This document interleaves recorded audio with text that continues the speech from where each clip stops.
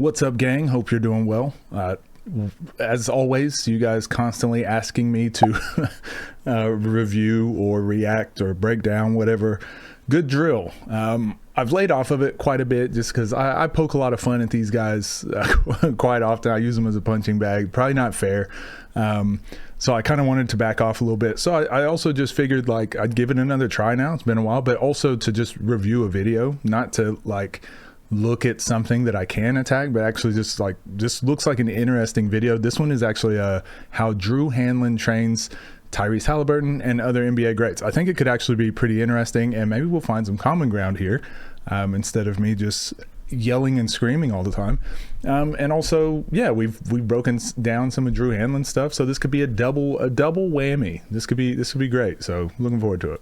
You use the word killers, right? What instills that? You might have helped Tyrese Halliburton become that killer, but he had something in him before him that propelled him to the NBA level, as every other player did that you work with. Do you see a commonality with how they were raised, right? Or something in their upbringing that is... All the players he works with. Jason Tatum, Tyrese Halliburton. Who else? I was just trying to think of all the mixed people he works with. I was going to be like, mixed people are the best, but actually I can only think of those two. Zach LaVine. There you go. Across the board, mixed people are killers. That they have something in their story that propelled them to have that obsession, or you think they're just born with it? I don't know. I think that, the Mike Tyson quote comes to mind where he was like, you guys are manufactured killers. I'm a born killer. And I've had people ask me all the time, like, can you turn somebody into a killer? Can you turn somebody into an asshole? And the truth is, I think that you can help them get to new levels. I think you can also untap levels that they haven't been able to get to on their own. But I think that there's so many different driving forces. You have some people that, have been the most highly touted, players ever since they were younger. And they've always kind of, worked from a way of, I got to protect what's mine, where you have other guys that are under recruited that are more so like, I never got what those guys got, so I've always been chasing them. And I don't know. I mean, I really do think that it's our job as coaches, as trainers, as anybody that's, around these guys, is just to find ways to unlock that. There's constantly times where I'm putting my guys against each other, I think this clip that's about to happen, I want to talk before it gets to this, because this is a separate thing. I think he's right. This is kind of the part I dislike about the industry of like trainers or coaches taking credit for turning someone great or making someone great. Like you said, like, I got to be a killer. I helped Tyrese Halliburton become a killer. And it's like, that's probably what he needed. And that's probably what your specialty. That's awesome that you were able to do that. But there's so many other aspects that make Tyrese Halliburton, like he was probably going to the NBA with or without. And he's probably going to be good with or without. But it's like what we do as coaches, what we do as trainers, what we do as mentors, people just on the outer perimeter of what this player does. We just put the cherry on top. We do one little change here. We offer some advice, and maybe they don't take it. And someone else comes by and offers the same advice, and they go, that was the best advice I've ever heard. That's kind of how it works. So I think he's exactly right. I think everything he said was exactly right. Finding a way to unlock that, like that's the real skill. Finding a way to reach players, finding a way to communicate those ideas to players. I did a video over on the main channel where I kind of did the same thing. I issued a challenge out to a lot of young hoopers and basically just said, like, you're not working hard enough, you're never going to make it, whatever. Use this as motivation. Mainly because it's what I wish I had when I was younger. So there's tons of ways to do it. I like this. I think it's great. And I actually think this part here is what a trainer, or what a trainer should be. Like, most of coaching, I'd say 70 to 80% of coaching is just relationships anyways. It's not all the cone work and all the crazy stuff you're putting people through and all the Instagram workouts. It's the conversations, the communication, that everything that's happening, being part of their lives and helping out in other ways off the court is probably like 70 to 80% of what Drew does, I'm assuming. I just guess. I don't know the guy. I'm just assuming. And that's probably why a lot of these guys he works with, where this conversation's about to go now, because this is what Gilbert Arenas and Nick Young, was it Nick Young? No, it was Brandon Jennings had a big issue about. It then goes into this territory. So we'll just let this play. Might be like before a game, like Friday night, Sixers versus Pacers. You better believe that 3 hours before the game, Tyrese Maxey and Tyrese Halliburton are going to get a group text, and I'm going to be in the group text talking trash both ways. Like who's the better point guard? Who's the better Tyrese? Oh man, Max, it's just what I do, and so there's different. So my issue with this is completely different than Brandon Jennings. I think he took it too far. I think everyone has their own methods, right? And you don't have to agree with every coach's methods. That's fine. And those, like Tyrese Halliburton is a grown man. Tyrese Maxey is a grown man. If they didn't like it being put in those group texts, or if they didn't like Drew Hanlen going online and saying this, that's up to I don't care. You can check him. You guys can check him. That's not my job. Like that's not he doesn't pay my checks, or it doesn't make me money, doesn't cost me money. Like that's between them. They're all grown men. Where I step in and I have a big issue with these things are when coaches, trainers will go online and say that exact sort of thing, but when it's about kids.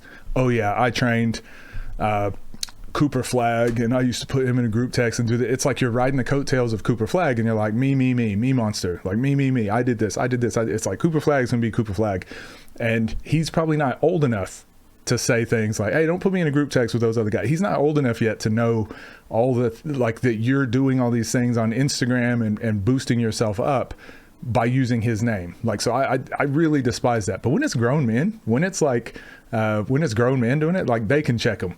You go look at, there's a lot of trainers that say, hey, I coached this guy, I trained this guy. And you go look them up, and that player's not following them.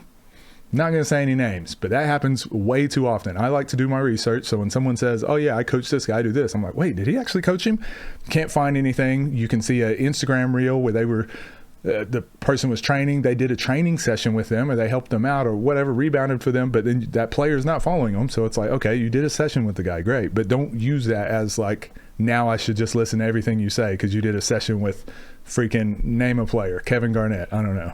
Ways to unlock that. There's other times where you might create a rivalry that isn't even a rivalry, but you create it in their mind so that it really unlocks something every time that they play those certain athletes.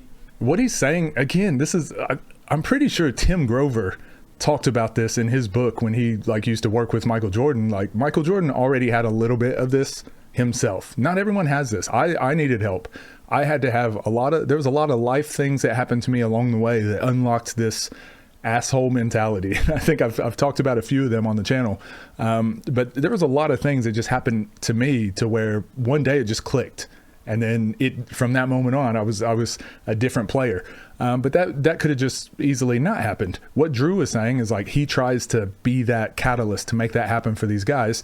And some people don't need Drew Hanlen because they've already got that catalyst. They've already had that experience. Some people don't have it, like Tyrese Halliburton. Maybe he hasn't had to deal with a lot of tough things. He just likes basketball, and then it has to be like, hey, this is your livelihood. You suck. You're trapped. Maybe he needs that motivation. Whatever.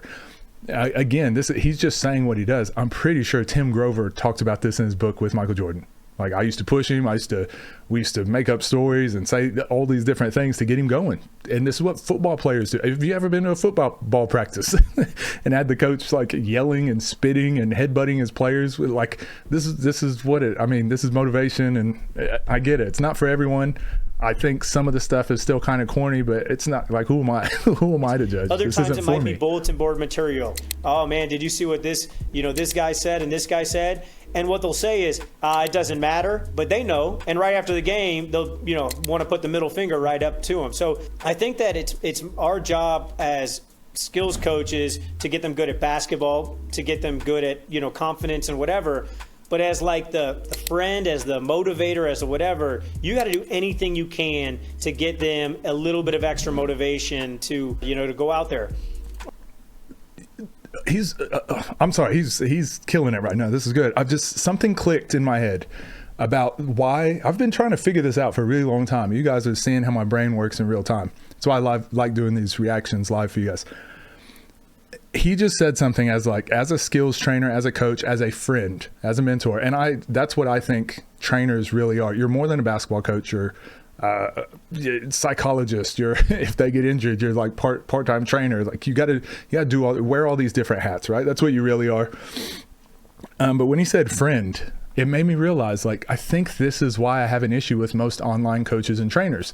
If my friend if someone said, hey, what do you think about the mid-range? And this person's my friend, and they go, he's a great guy. He works hard. He's trustworthy.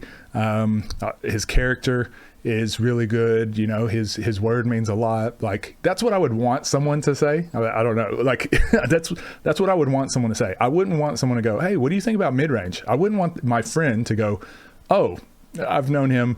Like, I've coached him so much. I've done this. Like, I trained him like for 3 years. So when he got MVP, I was coaching him. When he remember when he hit that game winner? Like, we were working on that a lot. It's like, no, hold on. They asked about this person, and it's like the me monster, the me show.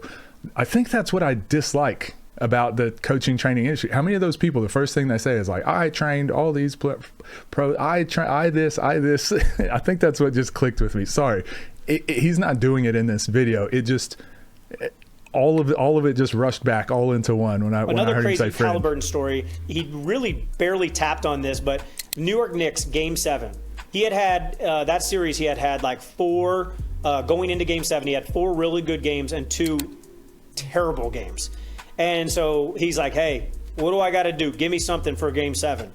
And I was like, first off, Game 7, I shouldn't have to give you something. I started going off on him for that. But I was like, all I want you to do is find a fan courtside and go at them. I don't care if it's Spike Lee or whatever, go at them. And so sure enough, early in the game, a fan said something. And his name's John Chetrich. And John stood up and said something. And Tyrese hit a 3 a couple possessions later and turned around and started barking at him. And the whole rest of the game, it's your fault. It's your fault. So this is the part I think a lot of people don't like, the theatrics. And I made him go trash talk, and I made him do this. But again, it's like, you can think it's corny all you want. Like, I get it. I kind of cringe a little bit hearing like, I went off on him for whatever. Some guys need this. Some guys need this. Like, he wasn't even playing. And the difference is, I think that the issue I have is, don't go sell people a program. This is your specialty. Like, you're showing it right here. This is Drew's specialty, doing these little interpersonal relationships with some of the players and how he can motivate them. That's a specialty, not a cone drill. You know what I mean? Like, not saying not pocket watching. At that point, it was him versus the fan John in the front row. I think kids, parents don't fully understand what they're getting when they buy these programs. And that was what fueled him that whole game. And so, I mean, to be honest with you, I don't think it's something you're born with. I think it is developed over time. I agree. I think that it's everything, though. I think there's a lot of things in life. It could be, that you got cut from a team like Michael Jordan and it motivated you. It could be Tiger Woods, where his dad was dangling keys every single time he was putting, and that motivated him. It could be something where you just want to make something out of yourself, and that fuels you. I think there's so many different things that fuel all those players. Things that happen. I think it's your job to. Yeah, I think I don't want to go too far more into that. I fully agree with this. Like, this is really good. And maybe I'll just see how they respond or what they talk about it, just because this is a good drill video. But this is really good. I think it's exactly what I said of, like, life things happened to me and then it just all clicked at once. But I had so many moments when I was in high school, junior high, younger than that, and just slightly older when I got to college, and people would like say stuff about me all the time, like, oh, he's too soft, or doesn't work hard, or can't do this or can't do that. And it was just like, they were just saying the thing. And here I am, a kid, and I'm just like, yeah, I know. What do I do? Like, I don't, things are pointing it out. What am I supposed to do? And then it dawned on me, there was a lot of things, these happen in stages, but I think the final stage that happened to me when I really turned into an asshole, it really made me understand, like, it's okay to be selfish on the court. So it's okay to try to win everything. So I want to win every drill. I want to win every sprint. I want to win I don't want anyone to beat me at anything. And then it's like, oh, now I know what they meant when they said I was soft. Like, I would go up for, sorry, I hit the mouse. I would go up for a layup, and I would, like, not want to hit somebody, so I'd shoot this fadeaway layup, but then they'd come through aggressively and block me. Well, as I got older, like I've said this on watching the one-on-ones a lot, I would drive to the basket. I'm throwing elbows. I'm ducking my shoulder. I'm trying to hit. I'm trying to say, like, get out of my way or I'm going to break a nose.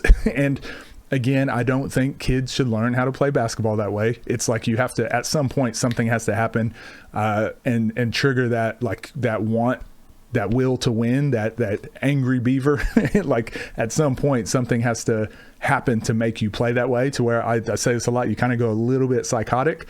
I don't think most kids, most people should just try and develop that. Like you just gotta, it's tough. And sometimes you need a person on the outside to just sit you down and talk to you and go, hey, you're not as good as you think you are. And sometimes that triggers people, and sometimes it makes people quit.